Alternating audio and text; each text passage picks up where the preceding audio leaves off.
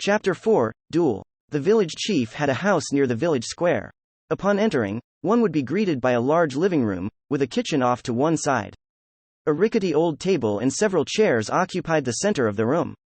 Ainz surveyed the interior from where he was seated on one of the chairs. The sunlight which shone through the windows illuminated every corner of the room, so he could see clearly inside even without dark vision. He took a look at the woman in the corner of the kitchen, and the farming tools inside the house. There were no manufactured products to be seen anywhere.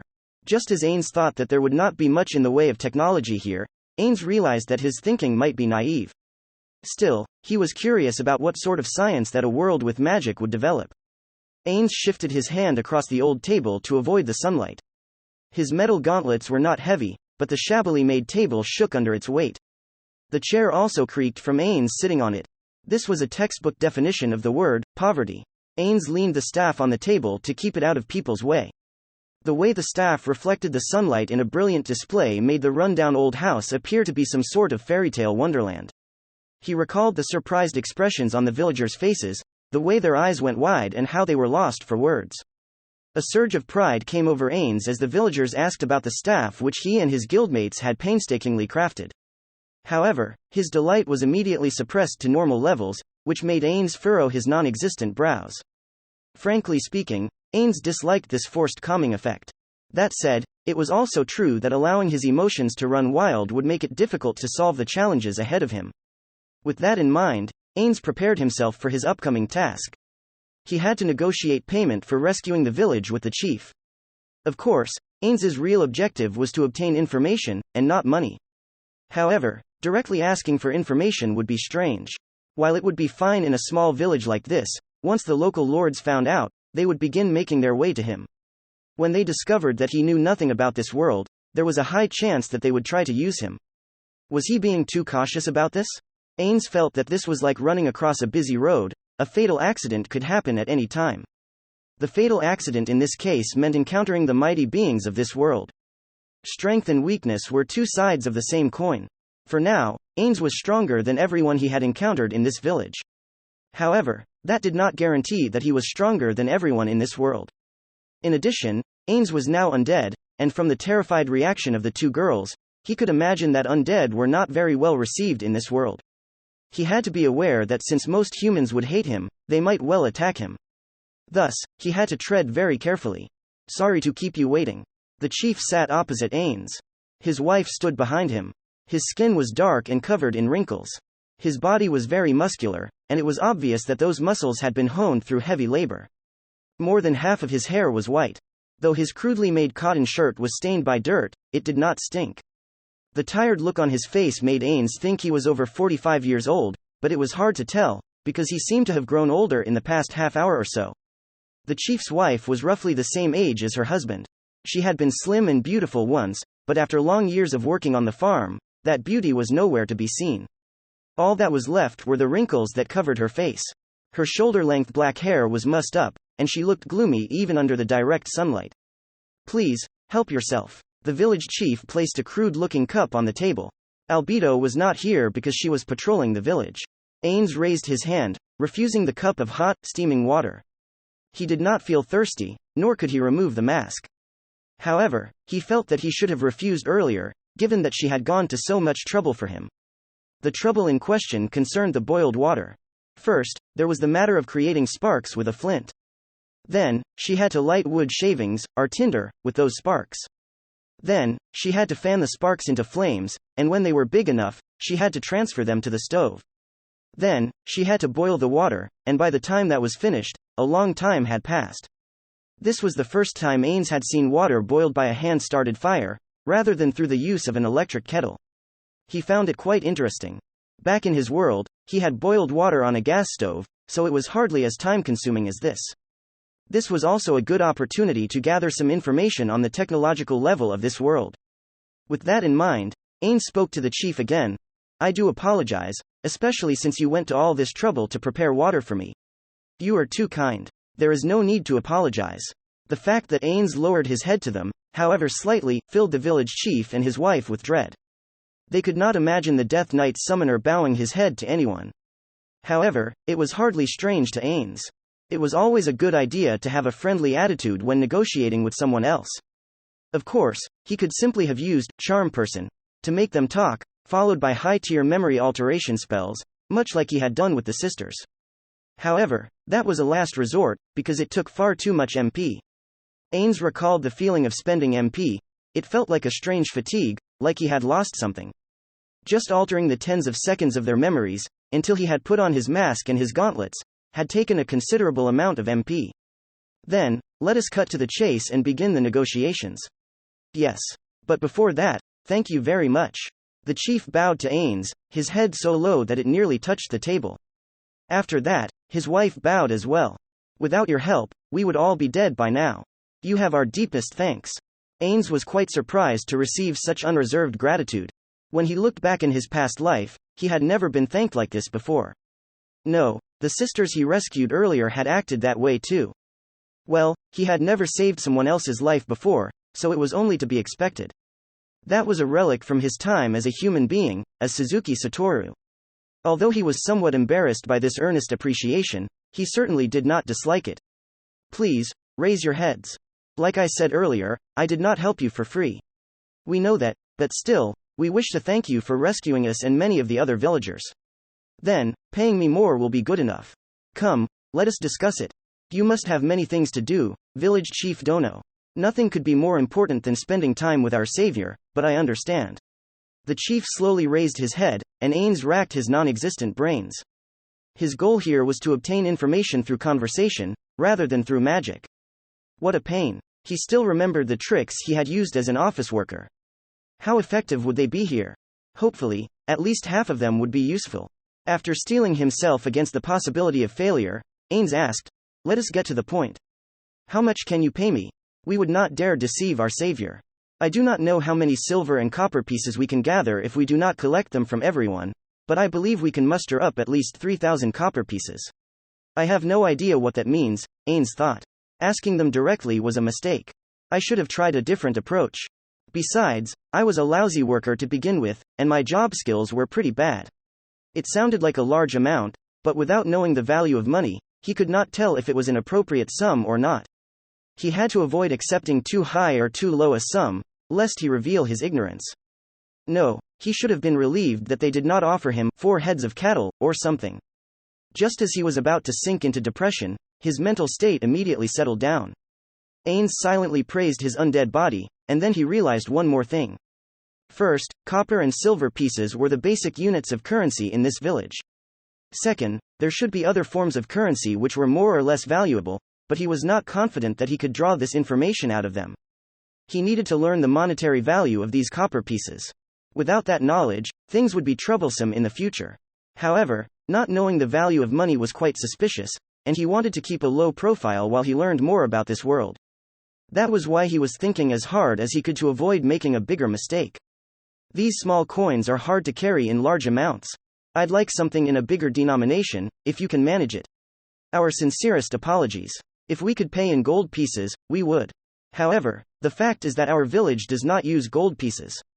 Ainz fought back the urge to sigh in relief. The chief's answer went in the direction that he was hoping for. Therefore, Momonga thought heavily about how he would continue steering the conversation, until it seemed like smoke would start coming out of his head. How about this? I plan to buy the produce of this village for a reasonable price, so all you need to do is pay me in currency used for trading. Ainz secretly opened his inventory under his robe, and withdrew a pair of gold coins from Yggdrasil. One of the coins was decorated by the face of a woman, while the other coin had the face of a man. The former was a coin from after the huge update, Valkyrie's downfall, while the latter was a coin from before the update. Their values were the same, but they meant different things to Ainz. The old coin was one that had followed Ainz ever since he had started playing Yggdrasil until he had formed the guild Ainz Ooal Gown. The new coins had been released with the update, when Ainz Ooal Gown had been in its golden age. His equipment was almost complete at that point, so those coins simply went into his inventory's coffers. Ever since he had started out as a skeleton mage, he used his spells to defeat monsters roaming the world and gained gold coins which floated in the air. He soloed dungeons, defeated the vicious monsters within, and earned a huge pile of gold with great effort. After the members of Ainz Ooal Gown completed a dungeon, they sold the data crystals they collected and in exchange, they received these gold pieces, which glowed so brightly. But Ainz waved that topic aside.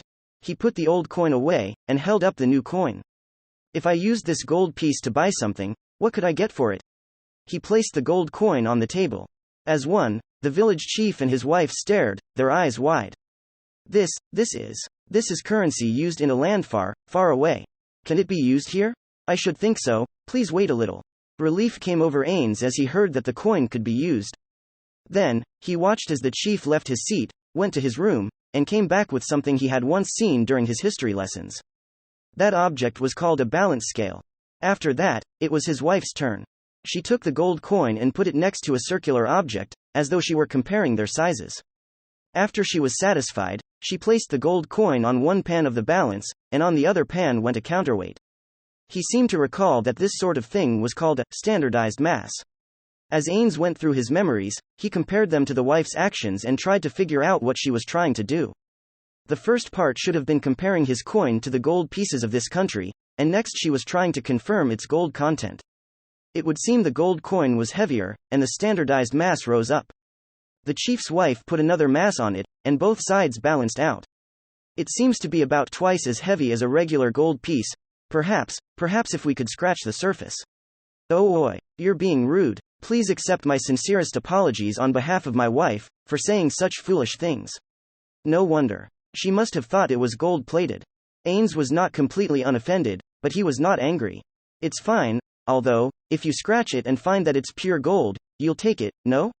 Ah, no, we are truly sorry for this. The chief's wife bowed in apology, and returned the gold coin. Think nothing of it. After all, it's only sensible to verify the bona fides of any money you're given. Still, what do you think of this gold piece? Don't you think it looks like a work of art? Indeed, it is very beautiful. May I ask the name of the country from which it came? It's no longer, yes, that country no longer exists. I see. Well, you've confirmed for yourselves that it weighs twice as much as a regular gold piece, but considering its artistic value, this gold piece should be worth more as a result. What do you think? That may be so, but we are not merchants, and we do not know the value of art. Ha ha ha, well, that's not wrong. So, if I were to use this to buy something, it would be worth 2 normal gold pieces? Of course. Actually, I have a few more gold pieces like this. What can you sell me for them? Of course, I wish to pay the usual market rate for them. I don't mind if it's the same as what a street vendor would charge. By all means, go ahead and inspect these coins. Please, Ainz Ooal Gown.Sama. The village chief's sudden shout made Ainz's non-existent heart lurch. The chief's determined expression seemed harder and more forceful than before. Ainz will do. Ainz-sama, then? The chief seemed a little surprised at this, but he soon nodded and continued speaking. I fully understand what you want to say, Ainz-sama. For a moment, Ainz wondered if a giant question mark icon had appeared over his head. There seemed to be a misunderstanding of some sort, but he had no idea what the chief was getting at, so he did not know how to answer him. I am very aware that you do not wish to be seen as cheap, and I understand that you would wish to request an appropriate reward in keeping with the public view of yourself, Ainz-sama. Certainly, it would require a great deal of money to obtain your services. Therefore, what else do you desire besides 3,000 coppers? Ainz had no idea what the chief was talking about and his mind was a whirl of confusion. He was silently grateful that he was wearing a mask. The reason Ainz brought out the gold coin was because he wanted to know what it could buy, and thus gain a rough grasp of market values. How had things ended up like this? The chief did not give Ainz any opportunity to cut in and continued. However, as I said earlier, this village can only produce 3,000 copper coins in cash. Although you must be suspicious of us, we would not dare hide the truth from our savior, Ainz-sama. The chief's expression seemed honest and determined. He did not seem to be lying. If it turned out to be a deception, then Ainz could only curse his inability to read people. No, I am certain that a great man like yourself could not possibly be content with that sum. Perhaps if everyone in the village gathered their wealth, we might be able to produce sufficient cash to satisfy Ainz-sama. However, our village has lost a lot of manpower, and if we paid more than 3,000 coppers, we would not be able to survive the coming winter. The same applies with our produce. Many fields will have to be abandoned because we lack the people to work them. If we gave you our supplies, our lives would be very difficult. Although it pains me to have to ask a favor of our savior, perhaps, could we pay by installments? Isn't this a good chance? It felt like he had been lost in a dense forest, and then his field of view suddenly expanded before him. Ainz pretended to think about it, and then all he could do was pray it all worked out. After a few seconds, Ainz finally gave his reply. I understand. The payment will not be needed. Eh? But why? The village chief and his wife stared at Ainz, their eyes wide and their tongues tied. Ainz raised his hand, indicating that he still had something to say. He had to consider what he could and could not reveal, and it was quite troublesome. He did not know if he could guide them into telling him what he wanted, but he had no choice but to try. I am a magic caster. I was researching spells in a place called Nazarick, and I have only stepped outside recently. I see, so that is why you are dressed like this. Ah, that's right, Ainz muttered as he touched the jealous mask. What would people on the street think if they saw a magic caster walking around in his weird getup? He thought of the crowded streets of Bali, and just as he was hoping not to see something like that in his world, Ainz noticed something that he could not understand, which was how Yggdrasil terms were understood and used here. The term, magic caster, referred to a lot of things. It included clerics, priests, druids, arcaners, sorcerers, wizards, bards, mycos, talismancers, sages and countless other magic-using classes. In Yggdrasil, they were all called magic casters. It would be surprising if the exact terminology carried over to this world. As Ainz watched their reaction, he replied, I may have said that I did not want a reward, but a magic caster uses many tools to achieve his aims, including fear and knowledge. These things are all tools for generating profit, but like I said earlier, I was focused on spell research, so my knowledge of local matters is somewhat lacking. Therefore, I would like to learn about the surroundings from the two of you. In addition, I hope you will not tell anyone about this sale of information. I will accept that in lieu of a reward. Nobody would be so nice as to say, I don't want anything. One could say that nothing was more expensive than being free of charge. Someone who saved another's life was entitled to a reward for their hard work. Yet, if the savior said they did not want a reward, anyone would find that strange. Then, the next best thing was to make the other side feel that they had paid in some way, even if it was in an intangible form. In other words, the best solution to the present situation was to allay their suspicions by having them trade information to Ainz. That would put them at ease. The chief and his wife nodded, steadfast looks on their faces. I understand. We will not let anyone know about this. Ainz secretly clenched his fist in approval. It would seem the skills he had picked up through working could still be put to use here. Excellent. I do not wish to bind you with magic. I shall trust your good nature. Ainz extended an armored hand. The chief stared blankly at it for a moment before taking the situation in, and he grasped Ainz's hand. After that, Ainz breathed a sigh of relief. It would seem shaking hands was a known practice here. It would have been tremendously depressing if the chief had looked dumbfoundedly at him. Of course, Ainz did not fully trust them. After all, mouths that were sealed by the promise of benefits could be opened by bigger benefits. If he tried to play on their personalities to keep them quiet, the vagaries of human nature might make them talk. No method was better than the other, so all Ainz could do was take a chance and hope that the chief's character would keep his lips sealed. Although, it would be fine even if he did talk.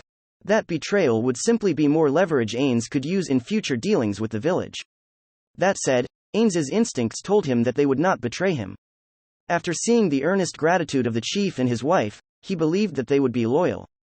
Then, can you tell me more about this place? What is this? Is something the matter? No, it's fine. I was simply speaking to myself. Forgive me for alarming you. Ainz recovered in an instant and immediately covered himself up. If his body were still human, he would be sweating buckets by now. The chief simply said, is that so? And did not ask further.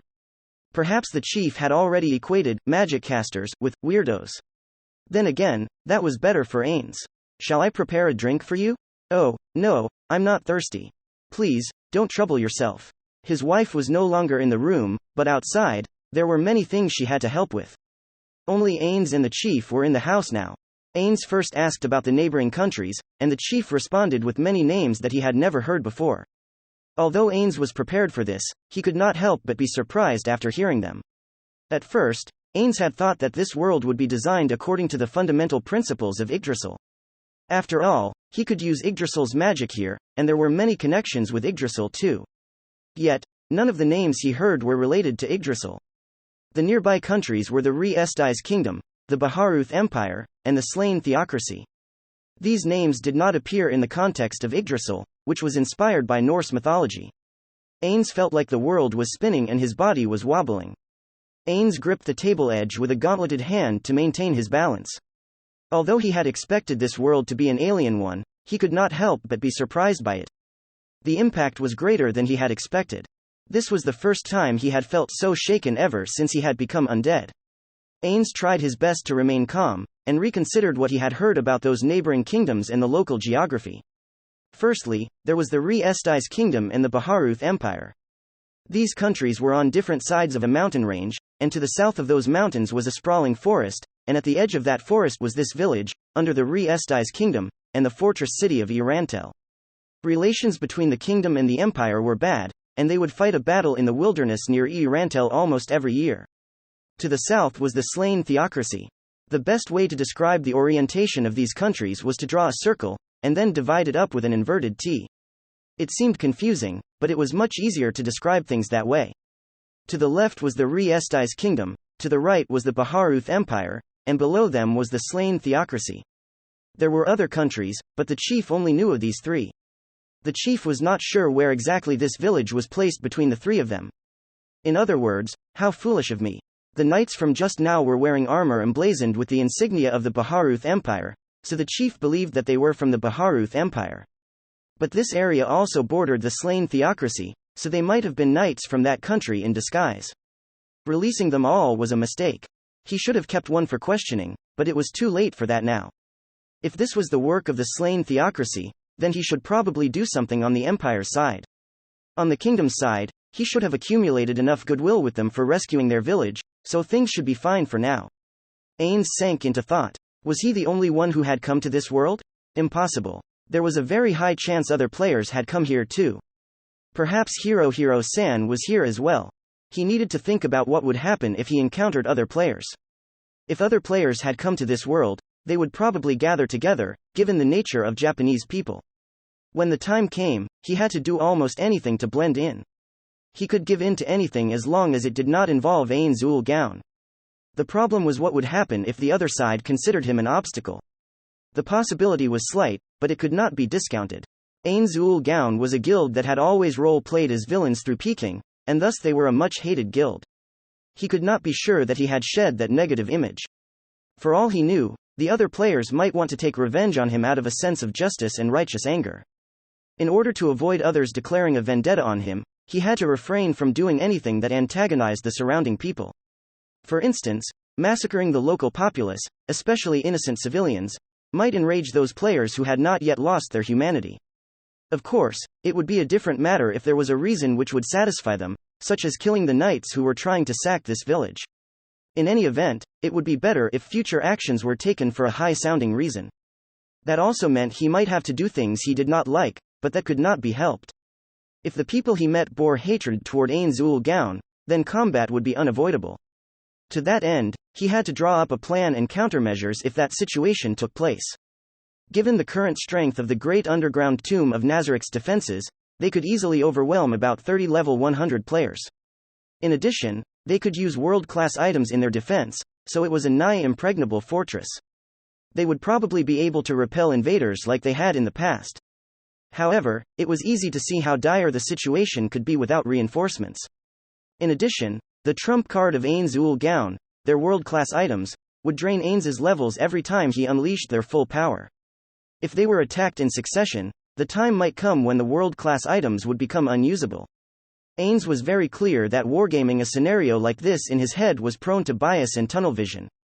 However, Ainz was no longer a child, and he always considered the worst-case scenario before taking any action. This was simply thinking of how to take care of a problem before it happened. If he just wanted to scrape by, he could simply live in the mountains like a beast. However, the power he possessed and the mighty name he bore prevented him from doing that. If he wanted to coexist peacefully with the world, then he would need to deal with problems as and when they came up.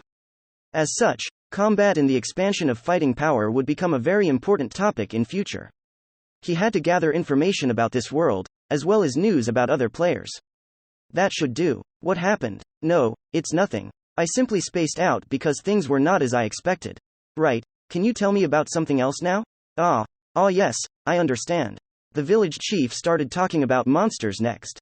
Much like Yggdrasil, this world had monsters in it. The nearby forest was filled with monsters, and one of them was known as the wise king of the forest. There were also dwarves, all sorts of elves, goblins, orcs, ogres, and the like.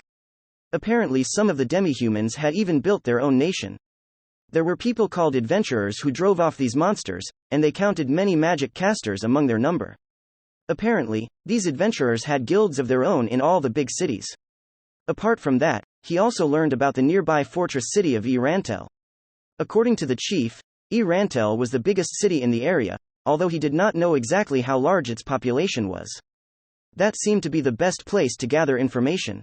While the chief's words were helpful, there were still many unclear details. Therefore, it would be better to send someone over there to find out, rather than ask the chief questions. Finally, there was the matter of language. It was truly surprising that they understood Japanese in this new world. As a result, Ainz looked carefully at the village chief's mouth, and discovered that he was not, in fact, speaking Japanese. Neither their words of the movements of their mouths matched up with the Japanese language. After that, he did some more experiments. His conclusion was that someone had fed the people of this world some sort of translation konyaku. 3. However, he did not know who had fed that substance to them. The language of this world was translated before the other party heard it. If he could understand what the other person said, then he should be able to communicate with non-human lifeforms, like say, a dog or a cat. The question now was who had done this. In addition, the village chief did not find this strange. It seemed perfectly natural to him. In other words, this was a basic principle of the world.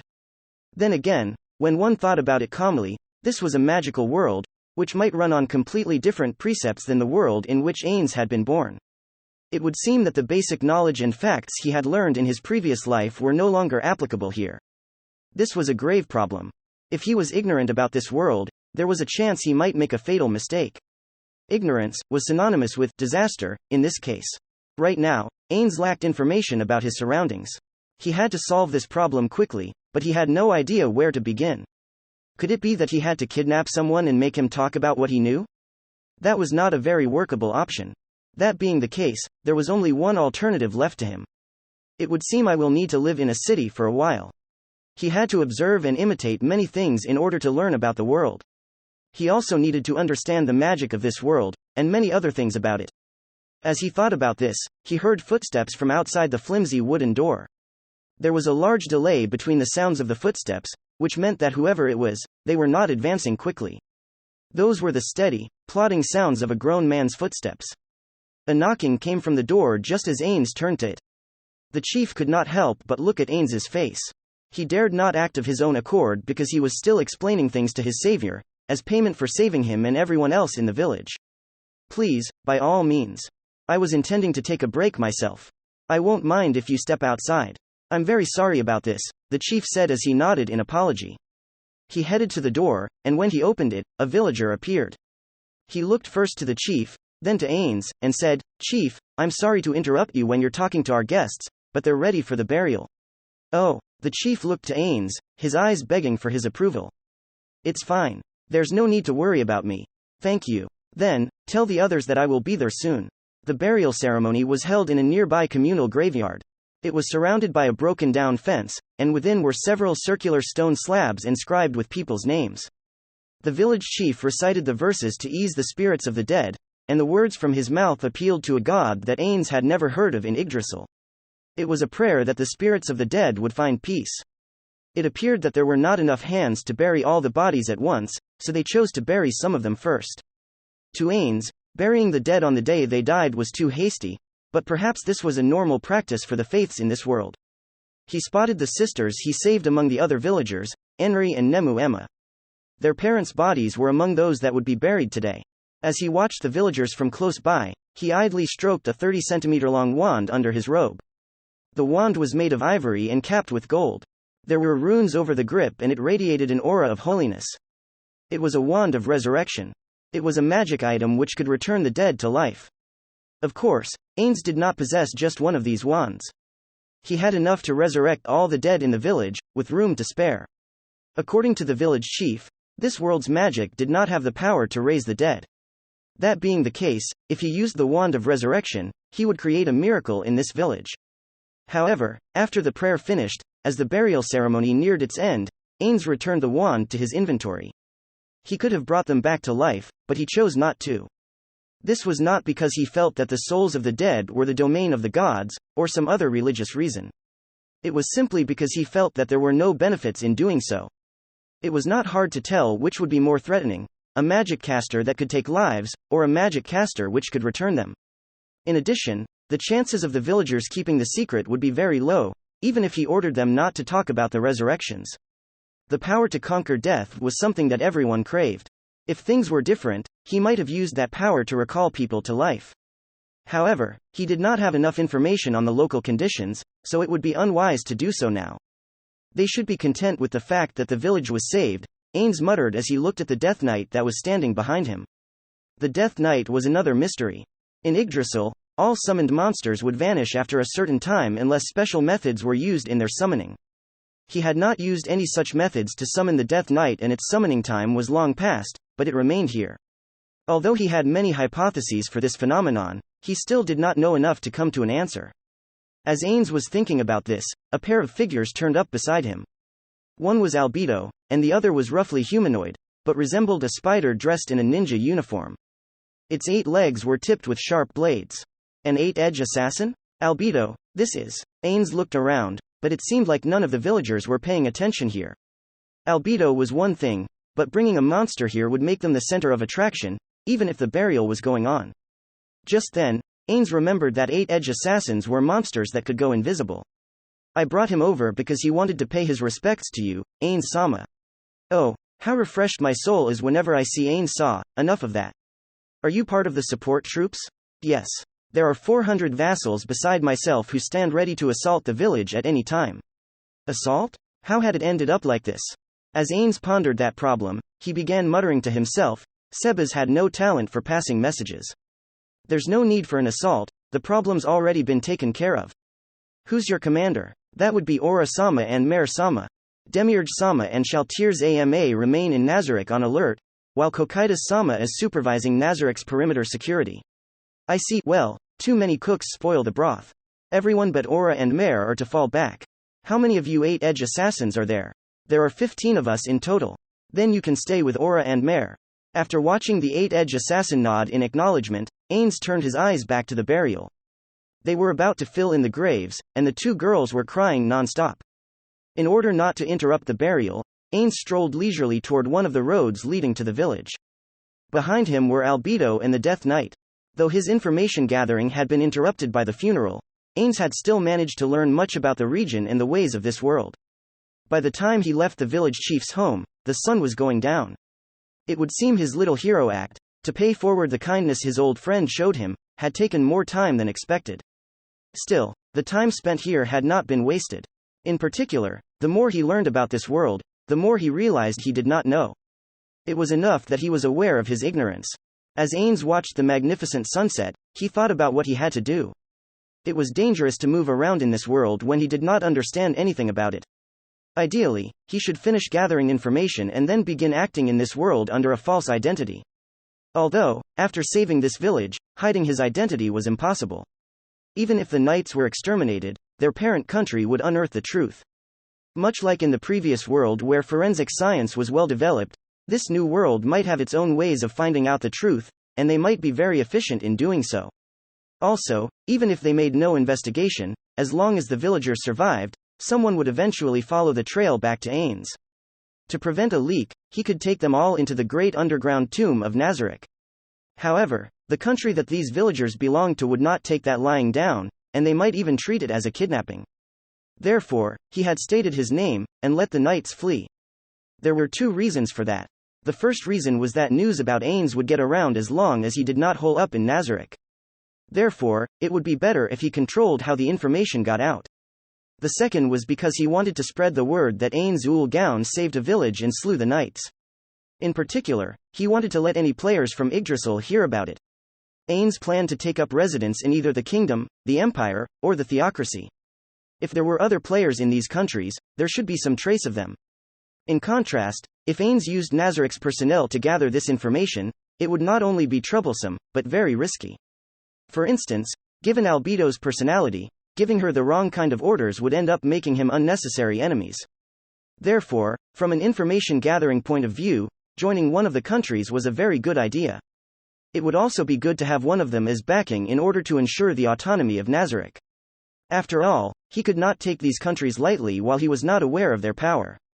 In addition, he could not lower his guard as long as he did not know who the most powerful people were in this new world. For all Ainz knew, there might be someone stronger than him among these three nations. While there were a lot of drawbacks to becoming part of one of these kingdoms, there were many advantages as well. The question was the capacity in which he would join one of these countries. He was not interested in being a slave. Neither was he interested in becoming part of a black-hearted enterprise like the one Hiro-San was in. Therefore, he needed to make his existence known to these factions. After having a closer look at their respective situations and how they treated him, he would move toward the most ideal factions. These were the basics of job hopping. In that case, when should he make his move? He might end up exposing his weaknesses while he remained ignorant. Ainz shook his head as he thought about that, as though he were tired. After all, he had been ceaselessly using his mind for the past few hours, and it was overstressed. Let's leave it at this. We've finished everything we need to do here. Albedo, let's go back. Understood. Albedo's reply sounded very tense. There should be no reason for her to be so on edge in a harmless place like the village. In that case, there was only one reason he could think of for Albedo to be like this. Ainz quietly asked Albedo, "Do you hate humans?" "I detest them. Humans are weak and inferior lifeforms. They would look so pretty if I squashed them like bugs, besides that girl." Albedo's words were as sweet as honey, yet their meaning was terribly cruel. Ainz felt that they did not fit Albedo's benign, goddess-like beauty. Therefore, he said, "I see. I understand how you feel. However, I hope you can control yourself for the time being, because we have to put on a show." Albedo nodded energetically. As Ainz looked at her, he began to feel frustrated. Her likes or dislikes would not be a problem for now, but the future was a different matter. Understanding his subordinates was an important skill he had to master. After Ainz realized this, he began looking for the village chief. It was basic manners to bid someone farewell before leaving. He found the chief almost immediately, talking to some of the villagers. He had a stern look on his face, but it did not seem normal. Indeed, he seemed to be quite wound up. What was happening now? Ainz resisted the urge to go, and approached the chief. After all, he had saved them once, that meant that they were his responsibility. "What's wrong, Chief Dono?" The chief's face lit up, as though he had glimpsed a golden shiny wire of hope. "Oh, Ainz-sama. It would seem there are some mounted people who look to be warriors approaching us." "I see." The chief and the other nearby citizens looked at Ainz, worried expressions on their faces. Ainz gently raised his hand as he saw this, which filled everyone with relief as he said, "Leave it to me. Gather all of the survivors into the village chief's house right now. The chief and I will remain here." A bell rang, and the villagers gathered. The Death Knight took up a position near the chief's house, while Albedo remained behind him, awaiting orders. In order to dispel the chief's unease, Ainz cheerfully said, "Please be at ease. I will make an exception and handle this for free." The chief no longer trembled, and smiled bitterly instead. Perhaps he had prepared himself to take this risk. After a while, they finally sighted many mounted warriors along the road leading to the village. The horsemen slowly entered the square. They aren't uniformly equipped, and each of them is outfitted differently. Are they not regular troops? Ainz mused as he observed the men in their battle gear. The knights from before had breastplates bearing the sigils of the Baharuth Empire, and they were heavily equipped, each in the same way. While these men were wearing armor as well, their gear varied from man to man. Some wore leather armor and some did not have their plate armor on, exposing the chainmail underneath. Some of them wore helmets, while some went bareheaded. About the only thing they had in common was that they each showed their faces. All of them had swords of similar make, but apart from that, they also carried bows, javelins, maces, and other backup weapons. One could say that they looked like hardened veterans of the battlefield. A less polite way would be to say that they were a ragtag bunch of sellswords. The riders finally entered the square. There were around 20 of them, and while they were wary of the Death Knight, they formed up neatly before Ainz and the village chief. A man stepped forward from the rest of the force. He seemed to be the leader of the horsemen. He looked like the fiercest and most eye-catching one of his men. The leader's eyes rested briefly upon the village chief before lingering on the Death Knight, and then he turned toward Albedo. He took a long time looking at her. However, once he satisfied himself that none of them were going to move, he immediately turned his keen gaze on Ainz. Although the man looking at him seemed to be the sort who made his living by violence, Ainz remained still. A look like that could not hope to raise any ripples on the still lake of Ainz's heart. It was not because Ainz did not fear those eyes, but because of his undead body. Perhaps he was full of confidence because he could use his powers from Yggdrasil. Once satisfied, the leader spoke in a grave tone. I am the warrior captain of the Re-Estais kingdom, Gazef Stronov. By order of the king, I have been visiting each of the frontier villages to exterminate knights from enemy countries who have been making trouble here. His even baritone echoed through the village square, and there was some commotion from the chief's house behind Ainz. The kingdom's warrior captain. Won't anyone tell me what's going on? Ainz thought as he spoke to the chief, his voice carrying a hint of rebuke. What sort of man is he?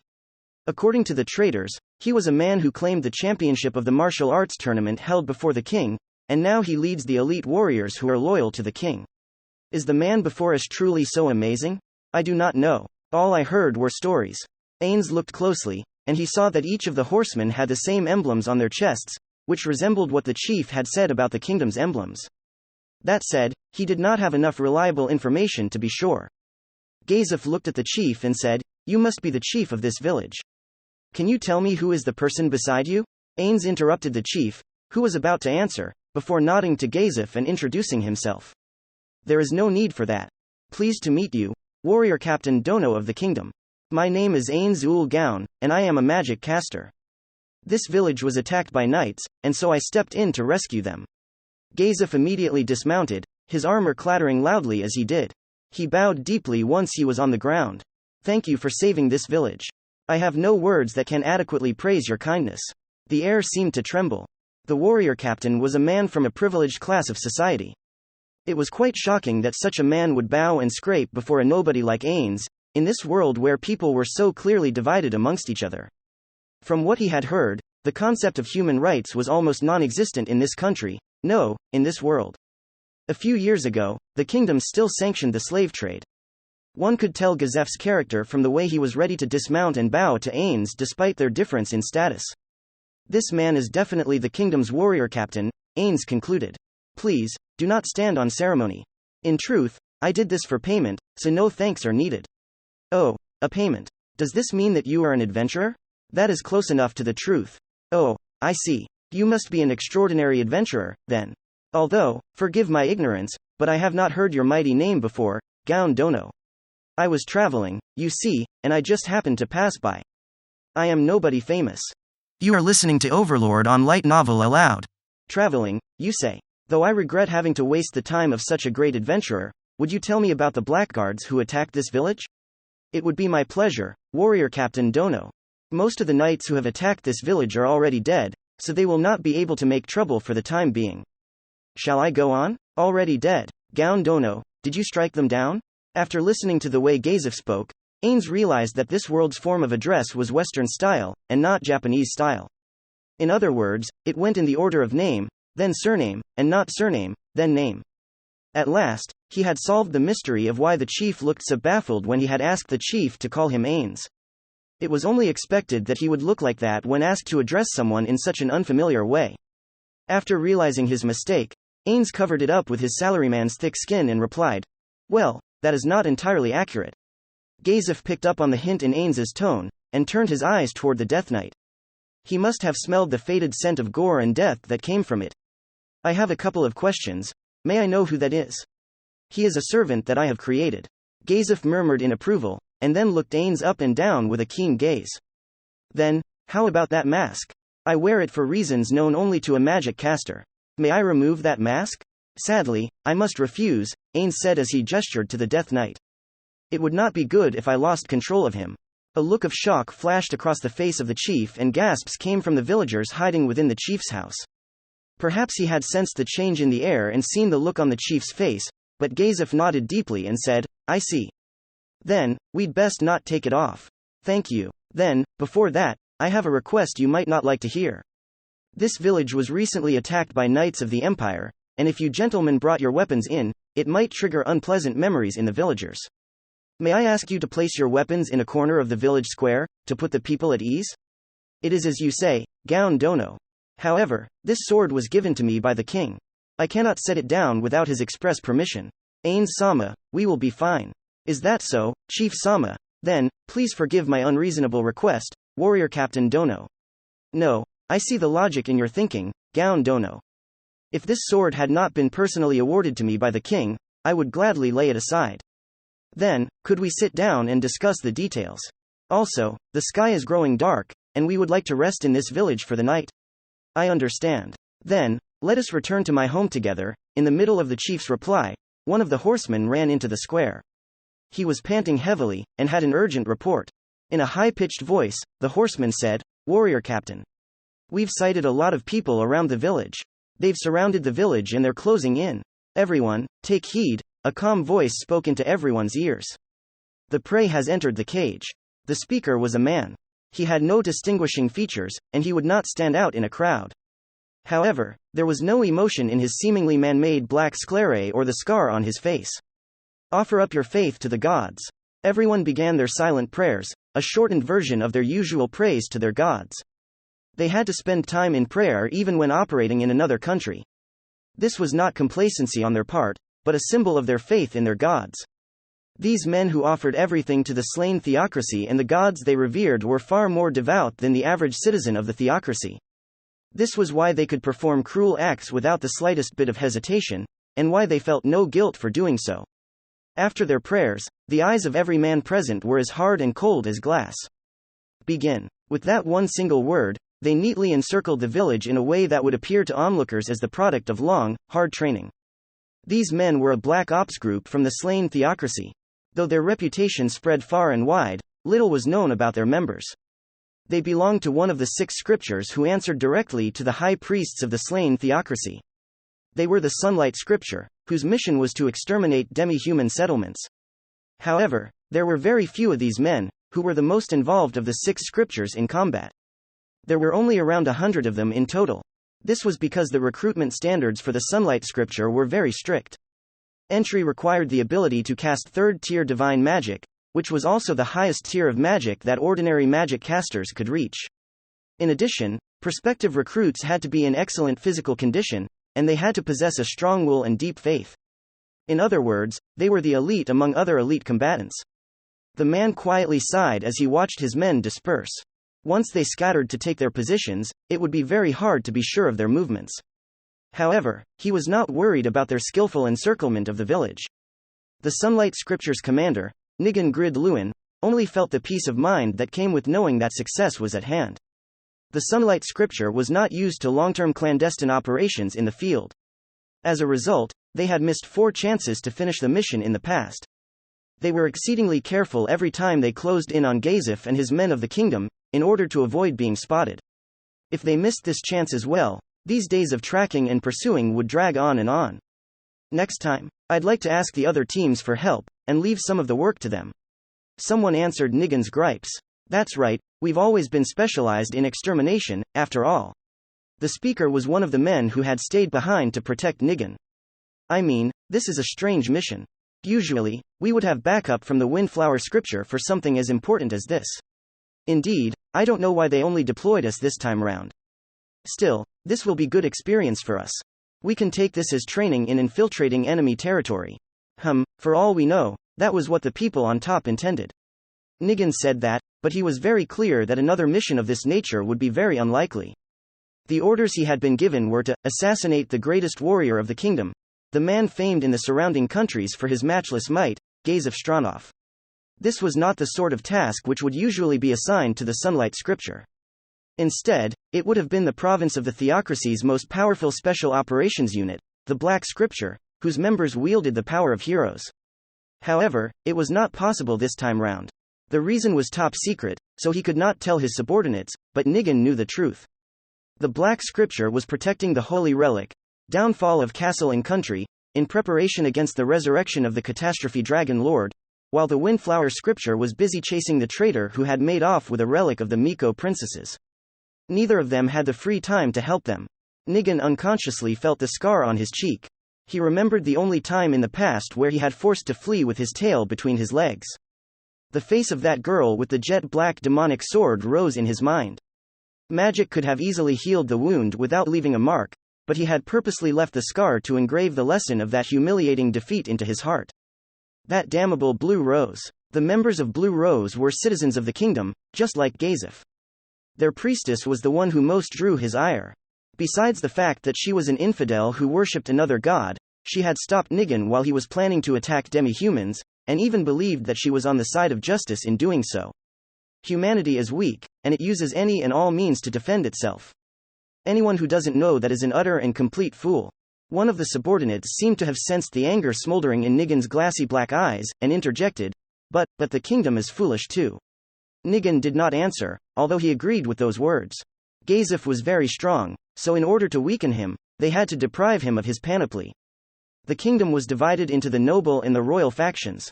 Since they were opposed to Gazef, a prominent figure in the royal faction, the noble faction was easily led to take political action to eliminate him. They did not even pause to consider that the impetus for their deeds came from a foreign power. Gazef was a commoner who had risen to his current station by dint of his swordplay, and so the nobles despised him. And that had led to this conclusion. The kingdom's trump card would soon be lost by their own hands. That was a supremely foolish move to Nigan. They, the slain theocracy, might be divided into 6 sects, but whenever they needed to act, they did so as one. One reason for that was because everyone respected each other's gods. The other was because everyone knew that there were many inhuman tribes and monsters in this world, and that they would be in danger if they did not work together.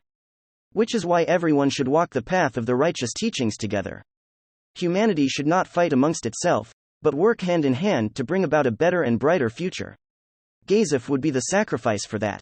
Can we kill him? Nigan did not mock his subordinates' unease. Their prey was the kingdom's warrior captain, the strongest man in the region, Gazef Stronov. Eliminating him would be more difficult than attacking and exterminating the inhabitants of a huge goblin village. In order to dispel his underlings' fears, Nigan calmly replied, "It will be fine. Right now, he does not possess any of the kingdom's treasures, the ones which he is permitted to bear. Without them, killing him will be a piece of cake. No, it would be better to say that without them, this is our only chance to kill him." The kingdom's warrior captain, Gazef Stronov, was famed as the strongest fighter in the land. But there was a reason for that reputation beyond his extraordinary swordsmanship. That reason was the 5 heirlooms of the kingdom. Although only 4 of them were known, he was permitted to bear all of them. The gauntlets of vitality, which made their user immune to fatigue. The amulet of immortality, which constantly regenerated his wounds. The guardian armor, made of adamantite and enchanted to ward off critical hits. Razor's edge, the sword created and enchanted in pursuit of sharpness, which could slice through armor like the proverbial hot knife through butter. Even Nigan could not hope to triumph in a head-on attack against Gazef Stronov, whose offensive and defensive ability increased astronomically when he used those items. No, it might well be that no human could defeat him when he was like that. However, he did not have those treasures with him now, so this was a great chance for Nigan. And then, we also have a trump card of our own. This is a battle we cannot possibly lose. Nigan patted his chest lightly. In this world, there were 3 types of magic items which fell outside the usual types and classifications. The first kind were the relics from 500 years ago, left behind by the 8 greed kings who had conquered the world in an instant. The next kind came from the dragons, who were once the masters of the world before they were decimated by the 8 greed kings. The most powerful dragons, the dragon lords, made the secret treasures of dragonkind. And the third kind were the keystones of the slain theocracy, the artifacts left behind from when the 6 gods descended upon the world 600 years ago. Those were the 3 types. What Nigan had in his breast pocket now was a rare treasure that very few people in the slain theocracy possessed. In other words, it was Nigan's secret weapon. Nigan glanced at the metal band on his wrist. Numbers floated up from its surface, indicating that the appointed time had come. Then, begin the operation. Nigan and his subordinates began casting spells.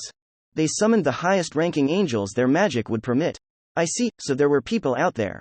Gazef peeked out at the people surrounding the village from inside the darkened house. He could see 3 people within his field of vision. They were slowly advancing on the village while maintaining an even separation from each other. They were unarmed and were not wearing heavy armor. However, that did not mean that they were pushovers.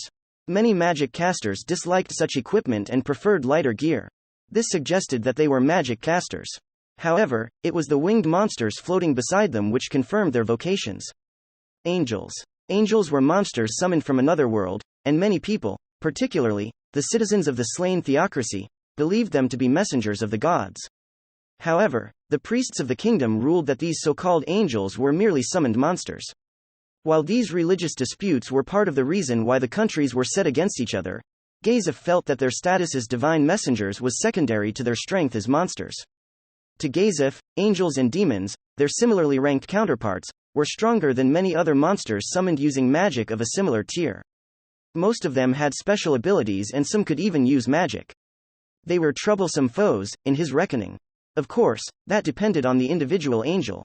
Not all of them were difficult to beat. However, the angels this time round, with their shining breastplates and flaming swords, were of a type that was unknown to him. Ainz was watching them with him from the side. He asked Gazef, who did not know anything and could not gauge their strength, who are these people? What do they want? I don't think there should be anything that valuable in this village. Gown Dono, you do not know either? Well, if it is not wealth they seek, then there can only be one other answer. Ainz and Gazef locked eyes. They must really hate you, Warrior Captain Dono. It comes with the job of Warrior Captain. However, this is troubling. Judging by the way the other side has so many people who can summon angels, they must be from the slain theocracy, and it's clear that the people carrying out this operation must be a special operations unit, the legendary 6 scriptures. It would seem that both in numbers and ability, the opposition is superior to us. Gazef shrugged, indicating the difficulty he was in. He might have seemed merely depressed on the surface, but inside, he was seething with anger and panic. Well, they've certainly gone to a lot of trouble, using the noble faction to strip me of my gear. However, it's troublesome for that snake of a man to remain in the courts, so I guess it should be my good fortune to be able to recognize his villainy here. Still, I didn't expect the slain theocracy to have their eyes on me. He snorted. He did not have enough men, he was under-equipped for a battle like this, and he had no plan in mind. In short, he had nothing. Although, there might still be a trump card he could use. Is that an archangel flame? It looks similar enough, but what is a monster like that doing here? Could it have been summoned by magic too? That means. Gazef turned to look at the mumbling Ainz. With a hopeful look on his face, he asked, Gown Dono, if it is all right with you, would you be willing to let me hire you? There was no answer, but Gazef could feel the weight of Ainz's gaze beneath the mask. You may name your price and I will meet it. Please permit me to refuse. Even the loan of that knight you summoned would be fine. I must refuse that as well. I see. Then, what if I conscripted you, in accordance with the kingdom's laws? That would be the worst decision you could make. I did not plan to say such harsh words, but if you insist on using the authority of the kingdom to conscript me, then I would be compelled to put up a bit of resistance. The two of them looked wordlessly at each other. The first to avert his eyes was Gazef. That would be frightening indeed. We would be wiped out before even crossing blades with the gentlemen of the slain theocracy. Wiped out, well, that's a good joke. However, I am glad you understand me. Gazef narrowed his eyes and looked at Ainz, whose head was nodded in thanks. His words just now were not a joke, Gazef's instincts told him. Making an enemy of this magic caster would be a fatal error. In the face of this life-threatening danger, his instincts were more reliable than his meager intellect. Who was he? Where did he come from? As Gazef thought, he looked at Ainz's strange mask. What did he look like under the mask? Was he someone that he knew? Or, what's wrong? Is there something on my mask? Ah, no. I simply felt that mask was very special. Since that mask is used to control that monster, then it must be a very powerful magic item, am I correct? Well, about that, I should say that it's a very rare and valuable item. One could even say that it was exclusive. Possessing a potent magic item implied that the possessor was a skilled individual. By that logic, Ainz must have been a very talented magic caster. Gazef felt a little saddened for not being able to secure his aid. Although, part of him hoped that as an adventurer, Ainz would accept that request. I see that it's meaningless to keep going on about this. Then, Gown Dono, please take care of yourself. Once again, thank you for saving this village. Gazef removed his metal gauntlet and shook Ainz's hand.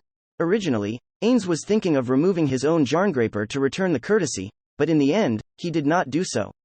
Still, Gazef paid it no heed. He gripped Ainz's hand tightly, and said, I am truly, truly grateful to you for protecting these innocent villagers from being slaughtered. Also, I know it is very selfish of me and I have no authority to make you do anything, but I hope you can protect the villagers here, just one more time. Right now, I have nothing to give you, but I hope that no matter what, you will heed my plea. I beg you. About that, if you should ever visit the royal capital, I will give you anything you desire. I swear this on the name of Gazef Stronov. Gazef let go of Ainz's hand, making as if to kneel, but Ainz extended his hand to stop him. There is no need to go that far. Very well, I shall protect the villagers. I swear that on the name of Ainz Ooal Gown. After hearing Ainz swear on his name, Gazef breathed a sigh of relief. Thank you very much, Gown Dono. Now I have nothing more to worry about. All I need to do now is charge boldly ahead. Before that, please take this with you. Ainz took out an item and handed it to the smiling Gazef. It was a small, strangely carved statuette. There did not seem to be anything special about it. However, if it is a gift from your good self, I will gladly accept it. Then, Gown Dono. Time grows short, but I must now leave. Will you not wait until nightfall before setting out? The opposition should have spells like dark vision, and the like, so night fighting is not to our advantage, but I cannot imagine they will be hampered by it. Also, we also need to let you see how we stand or fall. I see. As expected of the kingdom's warrior captain, your keen insight is truly worthy of praise. Then, I wish you all the best, warrior captain Dono. And I wish you a safe journey home, Gown Dono. Ainz quietly watched Gazef's back shrinking into the distance as he rode off. Although her master seemed to be thinking about something, Albedo did not inquire further. When I first saw the humans here, I could not help but think of them as insects, but after speaking with them, I have come to be fond of them, like small animals. Is that why you swore on your glorious name to protect them? Perhaps, no, I should say that it was in response to how he bravely rode to his death. Ainz admired it. He admired Gazef's determination, his strength of will that he did not have.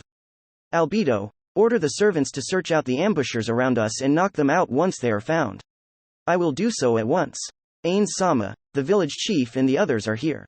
As Ainz turned to look at Albedo, he caught sight of the chief and 2 other villagers coming over. They reached Ainz's side, panting heavily. Filled with tension and unease, the chief spoke immediately, as though breathing were a luxury he could not afford. Ainz-sama, what should we do? Why did the warrior captain leave us behind and not protect us? The chief's words were filled with fear, but there was an undercurrent of anger there as well. He is doing what he must do, Chief Dono. The foe has their eye on the warrior captain Dono, and if he stayed here, the village would become a battlefield. The enemy will not let you flee either. He left this place for your sake. I see, so that was why the warrior captain left. Then should we remain here? Of course not. They will come to kill you after they are done with the warrior captain Dono. As long as you remain within their encirclement, you will have nowhere to run. However, while the foe is dealing with the warrior captain Dono, you will have a chance to flee.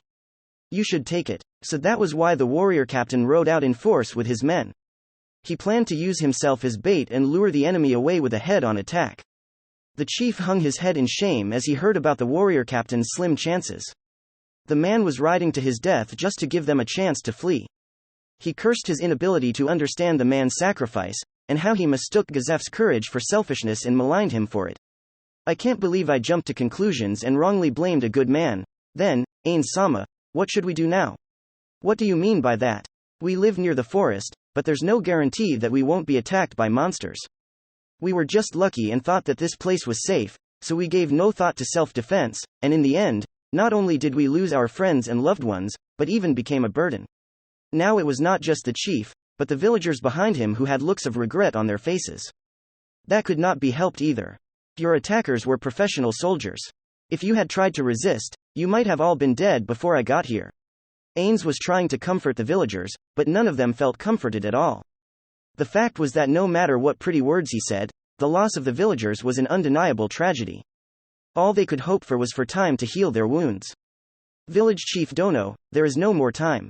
You must move quickly so as not to waste the warrior captain's determination. I see. Then, Ainz-sama, what will you do? I will stay here and observe the situation, and then wait for a good time to escort you all away. We are always making trouble for you, Ainz-sama, really, we think nothing of it. Because I made a promise to the warrior captain Dono, in any case, gather all the villagers into one of the larger houses. I will further protect it with magic. He could feel his horse's agitation through his feet. Even a trained warhorse. No, it was because it was a warhorse that the beast knew it was riding into death. There were only 4 or 5 of the enemy surrounding the village, so there was a large gap between each of them. However, their encirclement was most likely airtight. In other words, they had set a trap for him, and if he sprang it, he would die. Even so, Gazef was still determined to break through them. No, Going by the present circumstances, a forceful breakthrough was the only choice for him. He had no chance against them in ranged combat. If he had skilled archers by his side, it would be a different matter. If not, he had to avoid a long-range battle with magic casters. Fighting a defensive battle would be even more stupid. It would be one thing if they had stone-walled houses or a sturdy fort to fight from, but he had no confidence at all in the ability of wooden walls to stop magic. For all he knew, both Gazef and the houses might go up in smoke together. Therefore, the last tactic he could use was a thoroughly unethical one. That was to say, he would have to shift the theater of battle into the village and draw Ainz Ooal Gown into the fight, thus forcing his involvement. But if he did that, it would completely defeat the purpose of coming here in the first place. Therefore, Gazef had to put himself into danger. Hit the enemy hard and draw in the sentries from around the village. After that, fall back immediately. Do not hesitate and miss your chance to flee. After hearing the energetic replies from behind him, Gazef frowned. How many of the men here would be able to go back alive? They were not any more talented than ordinary people. Nor were they born with superpowers or special talents. They were just a group of men who had trained hard under Gazef. Losing the fruits of his labor here would be a terrible waste. Gazef was going to make a stupid, senseless sacrifice, and his men were going to follow him into it. He wanted to apologize to these men, that he had drawn in with him, but once he turned around and saw them, those words died in his mouth. What he saw were the faces of true warriors, fearless men who knew where they were headed and who had swallowed any complaints about the matter. There was no need to apologize for the looks on his men's faces, that look which said that they knew they were riding into danger, but they would go into it regardless. One by one, the men shouted to the embarrassed Gazef, "Don't worry, warrior captain. Yeah, we all came here of our own free will, to fight and die by your side, warrior captain. Please let us protect our country, our people, and our friends." There was nothing left to say. Gazef returned their shouts with a thunderous cry. Then, forward. Tear their guts out. Oh, Gazef's men spurred their horses forward to follow their leader. The galloping horses shot across the plains like an arrow loosed from a bow. Still mounted, Gazef drew his bow and knocked an arrow to the string. Though his horse shook and shuddered beneath him, Gazef calmly drew the string back. The loosed arrow struck its target unerringly, piercing the head of the frontmost magic caster, or at least, that was what he thought would happen. Che, it was useless after all. Maybe if I had a magic arrow, but, I don't have what I don't have. Griping about it here is pointless. The arrow bounced off like it had struck a sturdy helmet. That supernatural hardness must have been the work of magic. Just as Gazef had said, in order to shoot through magic that protected against ranged attacks, he would need a magic weapon of his own. Since Gazef did not have a weapon like that, he stopped shooting and put away his bow. The magic casters began their counterattack, and cast their spells. Gazef focused his energies, and took a stance in order to resist their magic. Just then, the horse between his legs whinnied loudly and reared up, its front legs kicking the air. Go, go, go. He tightly gripped his reins and leaned forward, practically hugging the horse. Fortunately, his swift reflexes kept Gazef from being thrown off. While it had caused a sheen of cold sweat to bloom all over his body, at the very least, he had managed to suppress his brief panic. There was something more important before him. A flustered and panting Gazef lashed his mount's flanks, but the horse remained still, as though someone more important than its rider was giving it orders. This strange phenomenon could only mean one thing. Mind-controlling magic. The horse had been affected by such a spell. Gazef might have been able to fight off its effects, but the affected party was not a magical beast, but a mere warhorse, so resistance was not to be expected. Anger flared up in Gazef for not predicting such an obvious form of attack. He leapt off his horse, and his galloping subordinates guided their mounts around him, flowing past him on both sides. Warrior captain. The last men of the group slowed down, extending their hands.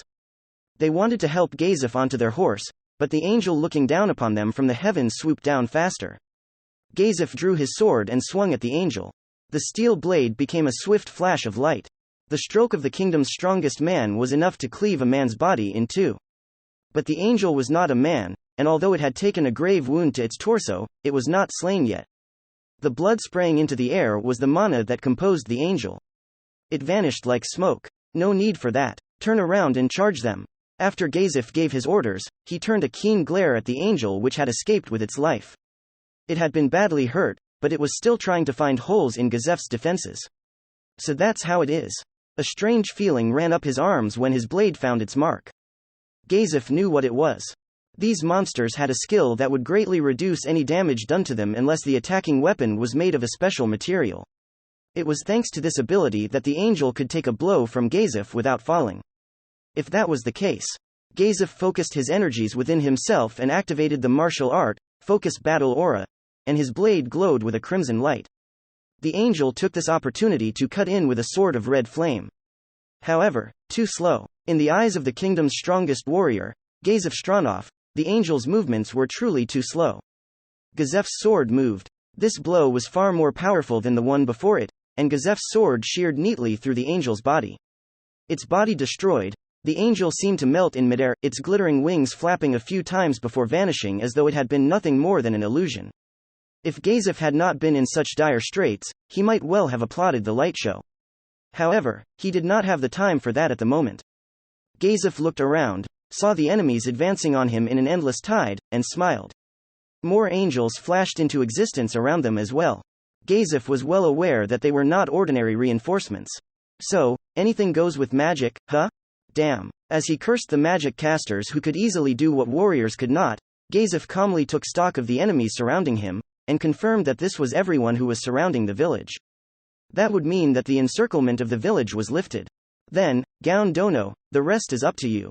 The knowledge that he could save the surviving villagers filled Gazef's heart with endless joy.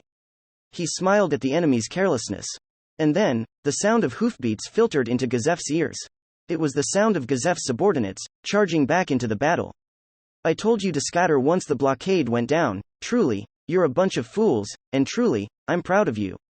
Gazef sprinted forward. This might well be the best and only chance to end the battle. Judging by the speed of the horsemen, the enemy magic casters would need to focus all their attention on them. He would take advantage of this opportunity to cause chaos in their ranks. That was the only way. His men's horses whinnied and reared up, just like Gazef's horse did. Several people moaned in pain as they were thrown off their horses, and the angels took the chance to press the attack.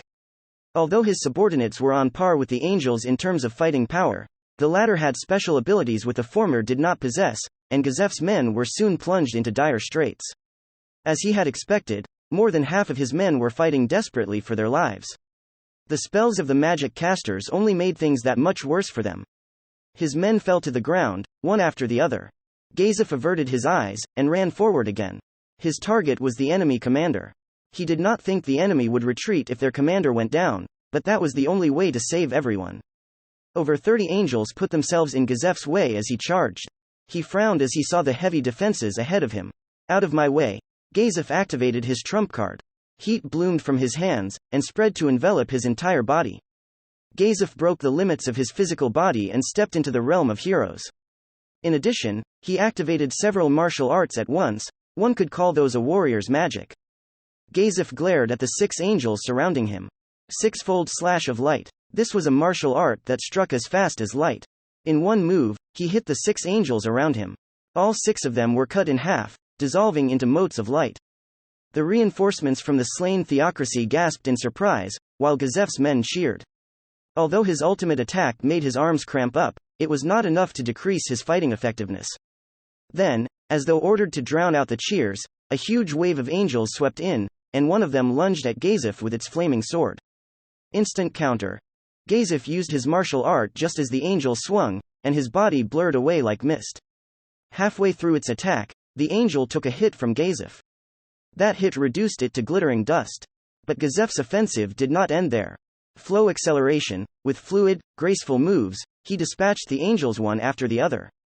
His ultimate attack took down 2 more angels again. This splendid display of martial technique inspired Gazef's men and gave them a ray of hope. But the theocracy's troops would not allow that to happen, and their commander erased that hope with mockery. Well done. However, that is all you can do. Clerics who have lost your angels, summon new ones. Focus your spells on Stronov. The heat which had been building in the air immediately cooled off. This is bad. Gazef took down another angel as he muttered to himself. It would seem there would not be any more cheering no matter how many angels Gazef slew, since his men were worrying about the enemy coming at them. They were superior in numbers, equipment, training, and individual ability. The sole weapon of Gazef's beleaguered men, their hope for victory, was gone. After unconsciously evading an incoming sword, Gazef counterattacked, and destroyed an angel in one hit. However, the enemy he was aiming for was still far away. Although his subordinates hoped otherwise, they needed magic weapons to break through the angel's damage reduction. They did not know how to use the focus battle aura, martial art like Gazef could, and without magic weapons, even if Gazef's men could injure the angels, they could not finish them off. They were at their wits' end. Gazef bit his lip, and continued slashing. His record for the most consecutive uses of his ultimate attack, six-fold slash of light, was rapidly increasing.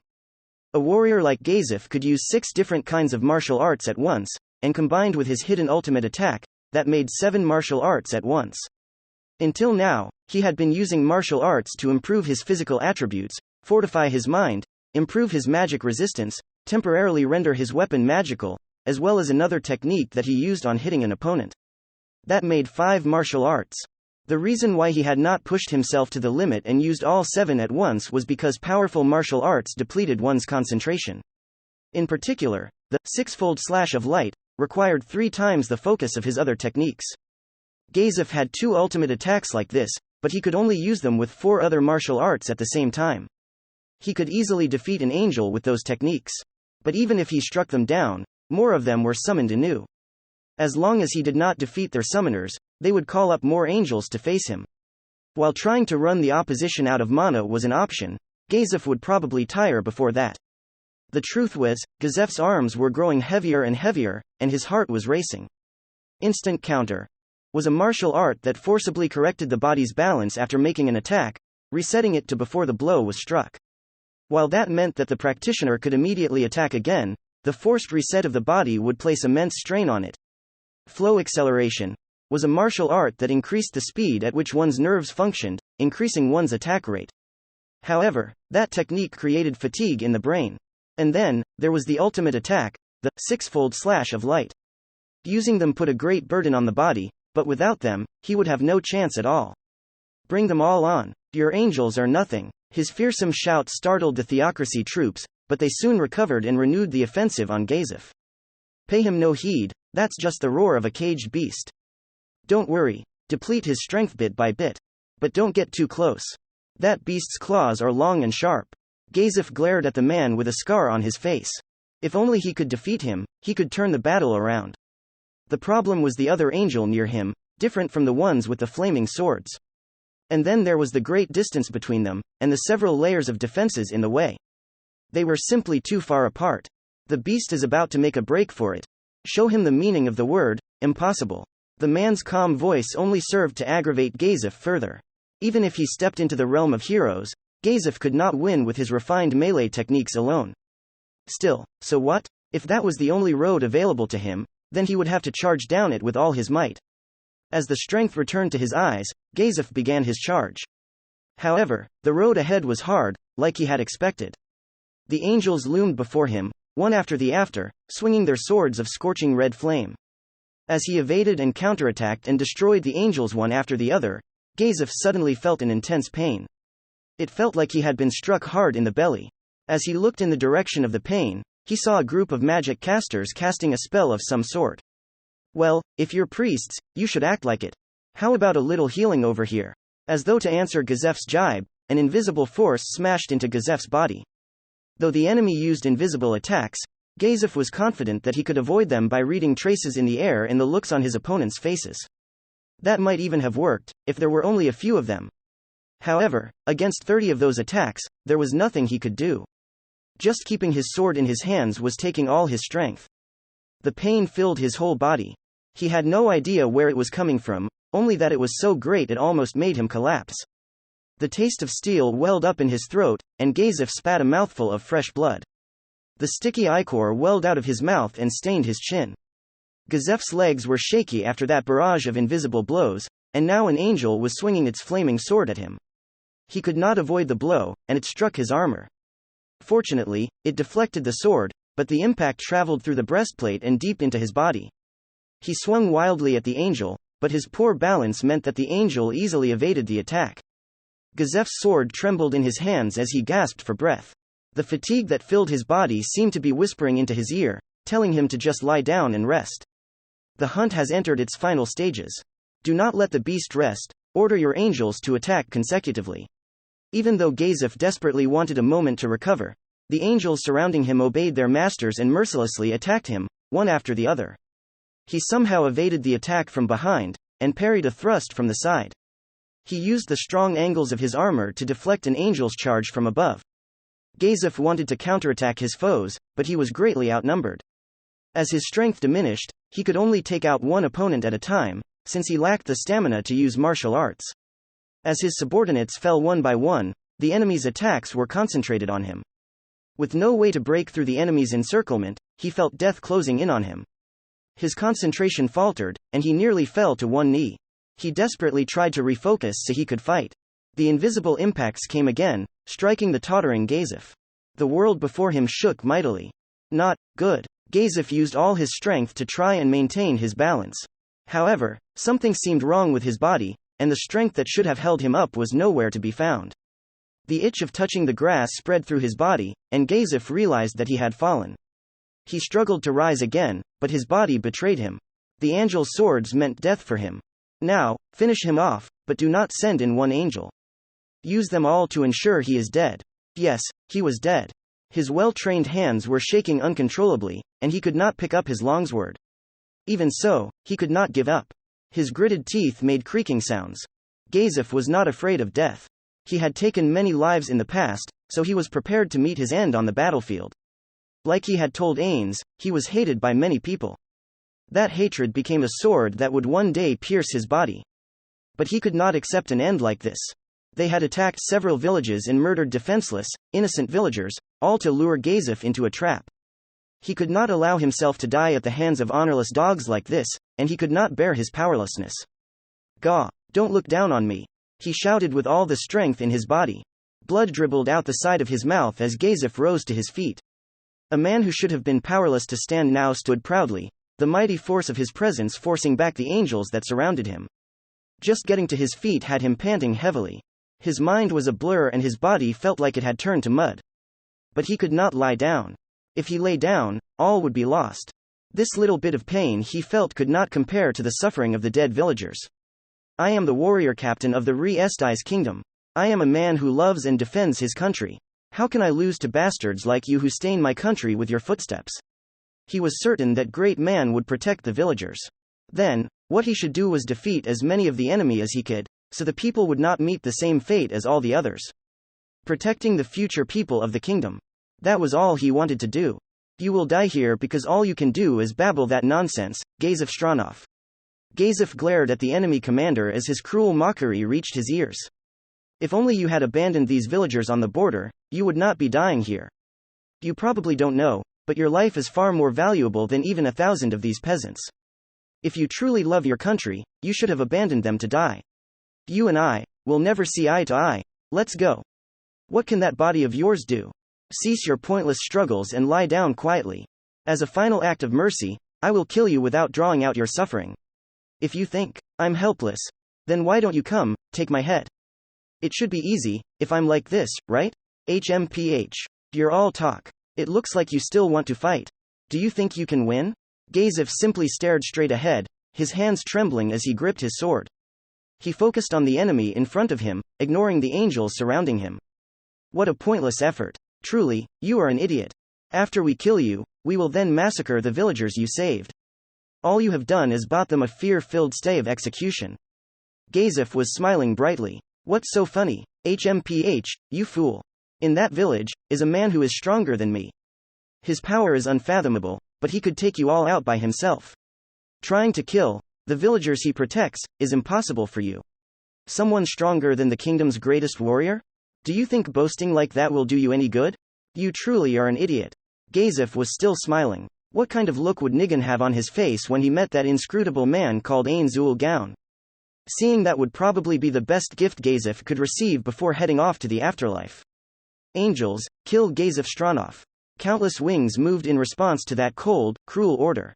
Gazef steeled himself, preparing to run forward, when suddenly a voice came past him. Looks like it's about time to switch. The scenery before Gazef changed, and he was no longer on that blood-soaked plain. Instead, he was in the corner of what looked like a simple village hut. There were worried-looking villagers all around him. This is This is a warehouse that Ainz-sama has protected with his magic. So you're the chief. Gown Dono does not seem to be here. No, he was here just a moment ago, but he seems to have vanished without a trace, and in his place, you appeared, Warrior Captain Sama. I see, so the voice in my head was. Gazef allowed himself to relax. He would have no part to play in what would come next. Gazef collapsed to the ground, and the villagers hurriedly drew closer. The 6 scriptures.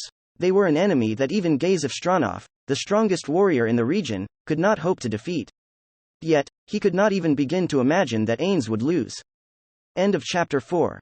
Hope you guys enjoy the chapters, and a thumbs up is appreciated.